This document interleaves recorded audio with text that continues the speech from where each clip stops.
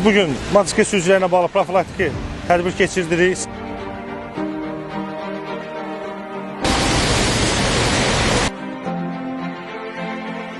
Sizlərin təhlükəsinin təmin olunması istiqamətində Bakı Dövlət Yol Polisləri tərəfindən tədbirlər həyata keçirilir. Bilirsiniz ki, sıralarınızda olan bəzi bu tip nəqliyyat fasilərini idarə edən sürücülər qaydalara biganə yanaşırlar. Diqqətli olun.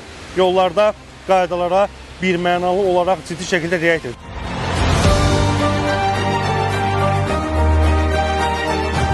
Nəzərə almaq lazımdır ki, sizin ani diqqətsizliyiniz, yol hərəkəti qaydasını pozmağınız nəticədə ağır yol nəqliyyat hadisəsinin baş verməsinə gətirib çıxara bilər.